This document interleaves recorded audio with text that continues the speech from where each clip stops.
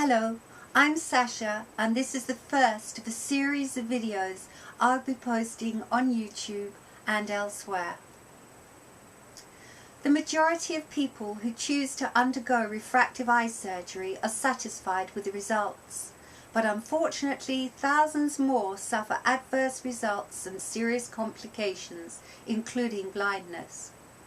Being short-sighted from the age of 14, I'd always worn glasses. Never a problem, they suited me, and occasionally I'd wear contact lenses for parties, etc. I'd always said I wouldn't have laser eye surgery because I was scared. However, last year a close friend was considering it, so I thought, why not, for the sake of convenience, and it would surely save money in the long run. Forgetting why I'd been scared. It wasn't that I was scared of the operation, but of a possible bad outcome. On the 18th of February 2011, I made the biggest mistake of my life and allowed Dr Wilbert Hoe, a surgeon employed by Optimax UK, to perform LASIK wavefront on my eyes. He assured me there was no risk, and that was the day my life was ruined. Not only have I been left significantly overcorrected, but I've also lost my previously perfect and unaided near vision. I'm now unable to see anything within approximately 2 meters without reading glasses, or perform simple tasks such as washing the dishes or peeling a potato, for which I did not need glasses prior to surgery. Nor did I need glasses to read. I do now.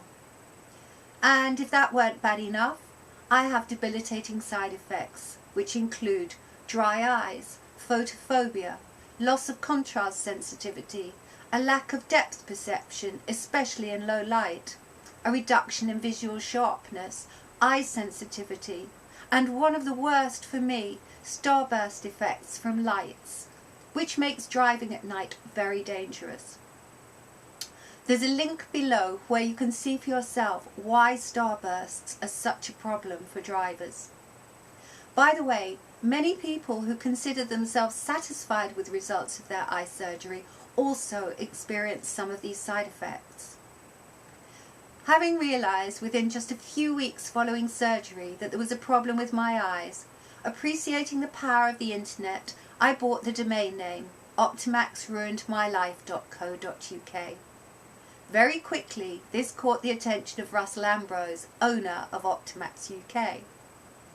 He invited me to meet with him to discuss my problems, even offering to visit me at home. One meeting turned into 4, spanning 6.5 hours across 4 months. Unknown to Russell at the time, I recorded all our meetings and those I had with his staff. My first question to Russell was to ask if he took responsibility for what had happened to me. Listen carefully. Well, I suppose I've got to start off and say I'm sorry you're problem. Well, do you take responsibility for Right, what's happened? I'll take responsibility for everything. I'm not trying to run away from it. Okay. And if I've done you any harm. He told me it was rare for Optimax to have even one problem patient a year like me. I disagreed. Via a number of forums, I'd already been in contact with numerous people who'd had their eyes damaged at Optimax, many paid off to keep quiet, with retreatment at Moorfields and elsewhere. An Optimax whistleblower recently gave me information concerning a patient left with glaucoma as a result of negligent post-op care. The whistleblower told me this patient was paid a huge amount of compensation, some of it rumoured to have been in the form of property. In return, the patient had to sign a confidentiality agreement, better known as a gagging order. The patient's name is Tom Sargent, and I've spoken with him. He was very surprised to hear from me, and whilst he couldn't provide any details of his settlements because of the gagging order, he did tell me how he used to walk up and down Finchley Road outside Optimax head office wearing dark glasses with a white stick and a billboard declaiming Optimax, until finally Russell Ambrose gave in and settled with him. But no matter how much he was paid, as a result of glaucoma, Tom Sargent now lives every day in fear of going blind. For the past year, I've suffered with clinical depression and was recently diagnosed with post-traumatic stress disorder. And believe me, contrary to what Russell said, I'm one of many. But I'll talk about that another time. I've spent the last year obsessively researching everything I could find out about this industry, and it's not good news. I've met with some of the most eminent eye surgeons in the UK and discussed their concerns regarding high street clinics run by greedy businessmen like Russell Ambrose. This led me to launch a campaign for government legislation earlier this year. I contacted the press and a number of television companies who were all very eager to feature my story. This resulted in countless phone calls and emails discussing interviews and prospective publication dates. In the midst of this, my computer was hacked and all research data and emails relating to Optimax emptied of text. I'd already given an exclusive interview with a photo shoot to the Sunday Express. Scheduled for publication, it was then postponed 4 weeks running and eventually dropped without any explanation. I was at a total loss to understand why. Then, every other press and media contact I talked with, whose details were on my computer, also gave an excuse why they were no longer interested. So I contacted someone I knew at BBC London News. The next day they filmed an interview with me. I posted that interview here on YouTube, where it got to the top of the Optimax listings within just a few days.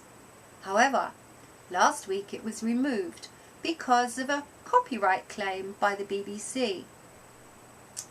This surprised me, as it was BBC London News who gave me the video, knowing I intended to post it on the net. Odd then that I was singled out from amongst 17,000 BBC London News clips. Oh, did I mention, Optimax has a very big and a very expensive advertising contract with Google. A few weeks ago, Russell Ambrose's solicitor sent this letter to my solicitor. Kamaljit Bansal, his solicitor, claimed that I had sent her client, and I quote, regular emails demanding extortionate sums of money and making threats to ruin his business if this was not paid. The following snippet is from my second meeting with Russell Ambrose. As you will hear, Russell clearly states his wish not to involve my solicitor, asking me to make a claim which he would put forward to his insurance company, which he owns, by the way. Well, what are your eyes worth? Tell me what your eyes are worth. This is what I'm prepared. Of course it is, because my eyes have been irreparably damaged. No matter what I have done at Moulsdale, I'm not going to get the acuity of vision that I had.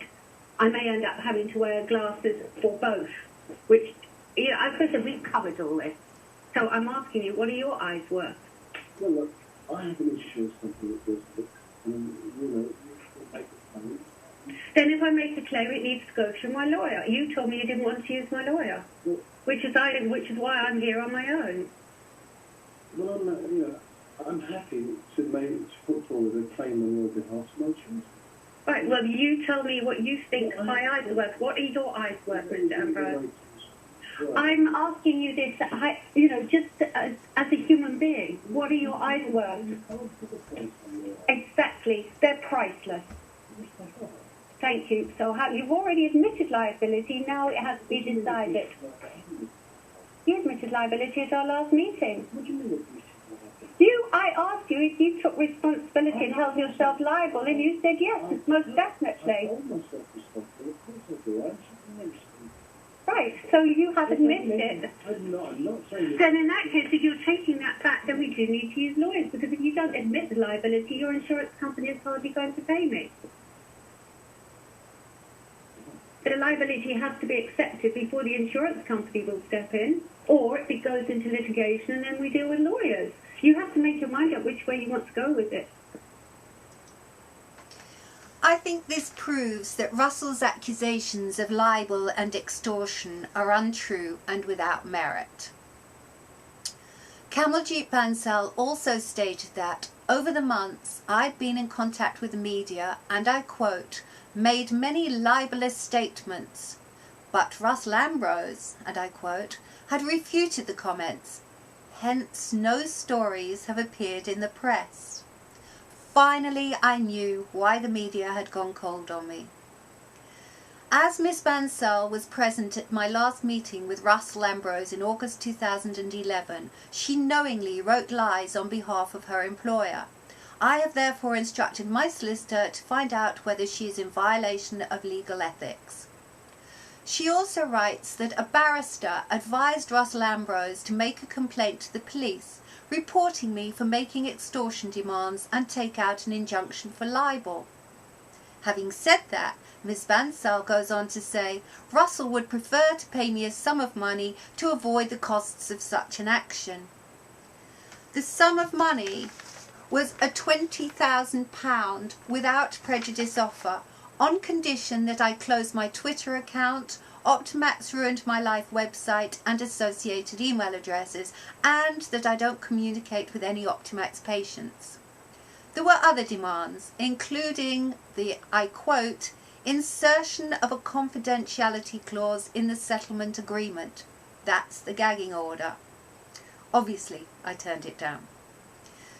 By the way, Russell, a call to the police is a lot cheaper than paying me £20,000. Meanwhile, contrary to Russell's claim to the press that my eyes are merely overcorrected, a recent consultation with an eminent surgeon found other more serious problems with my eyes. I am now facing the possibility of 4 separate operations to restore any reasonable vision, but I'll be left with debilitating side effects for the rest of my life. Please visit the following links for more information, and I look forward to telling you more soon.